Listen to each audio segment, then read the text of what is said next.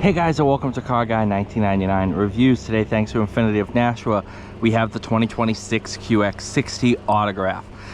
Deep Bordeaux over graphite, which means now, for the first time ever, the Autograph has 3 available interior colors: black, graphite, saddle, brown, and stone, which is a much lighter color. Absolutely gorgeous. Captain's chairs as standard in the Autograph. Beautiful quilted leather. Klipsch reference Premier sound system. The Autograph for 26 now has the script, dark chrome trim, new rear bumper, new front bumper, dark bronze trim with an all-wheel drive logo. As tested, 71-130, and this one does not have the newly available technology pack with ProPilot 2, which is the full hands-free. Those aren't available for ordering yet. We tried to order a couple, couldn't get them yet, but new ambient logo, two-tone roof, of course, massaging seats. As in the 25, 2-liter VC Turbo 4. Yes, I'm gonna get a comment about the massive recall. Oh yeah, we recalled 400,000 cars, 350,000 of those are rogues. So let's, come on. And the QX60 is not affected because it actually makes more torque, so they beefed the engine up a little bit. So this one should be perfectly fine. 268 horse, 286 pound-feet, up 16 pound-feet of torque from the 3.5 liter V6. I was very much in the camp of the V6 is a better car, but I go back and forth, and especially I drove one to New York, drove one to Albany, and so right about now, there we go.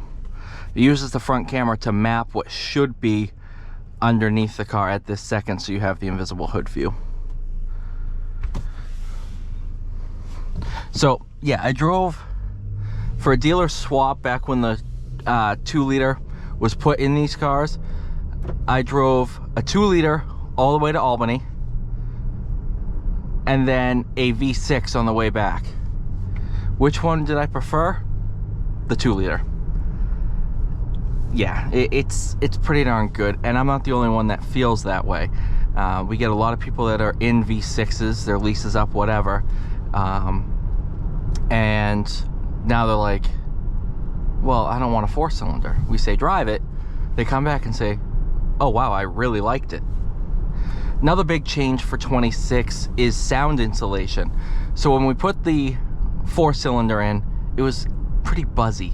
So what they did was put sound insulation on the firewall as well as the roof and wheel wells, and it's made it a much quieter driving experience.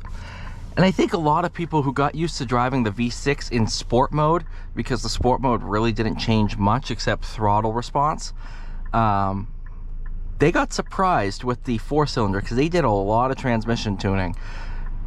It will hold revs pretty darn high in sport mode.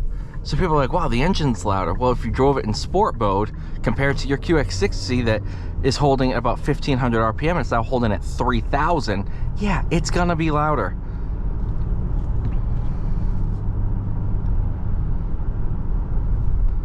In terms of pricing, they didn't jump up at all. Good case in point is a fully loaded Autograph before would set you back right about 70,000, and this one's pretty well equipped and it's at 71. So you're about $1,000 more. Obviously this doesn't have the ProPilot 2 that was never available for 25, so that jumps it up a little bit more.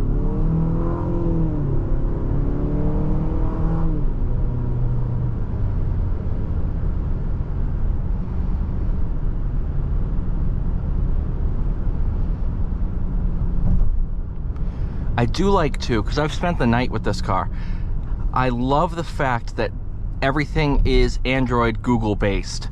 So what happens is SiriusXM is treated as an app and not a radio station, which means you get all the SiriusXM app exclusive channels as long as you have the internet subscription, which I do believe comes as a free trial for at least a year. I'm not 100% on that, don't quote me. But that also means the navigation is all Google Maps based, which is really big, because some of the biggest things that date a car are your navigation system. Being how Google Maps is updated almost daily, that should remove that, and you always are going to be on the quickest path because it's going to know traffic, everything like that. I like that a lot.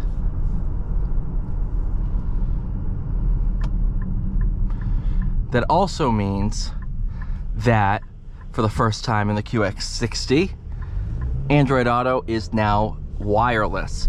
CarPlay is and has been since 2020. Android Auto was always wired in, not anymore. Huge. You might notice the speakers in the headrest, those don't play music. What those are for are your individual driver phone call audio. So you can sync your phone up to the car. When you get a phone call, it doesn't shut off the music. Instead, it just plays the call audio through the speakers. You might think, how's that gonna work? Because I have my music full volume, the person's gonna hear the music? No, they won't.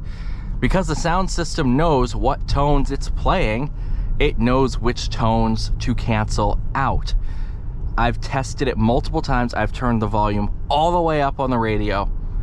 I will call somebody who's sitting in this car. I cannot hear the music, and they can hear me perfectly clear.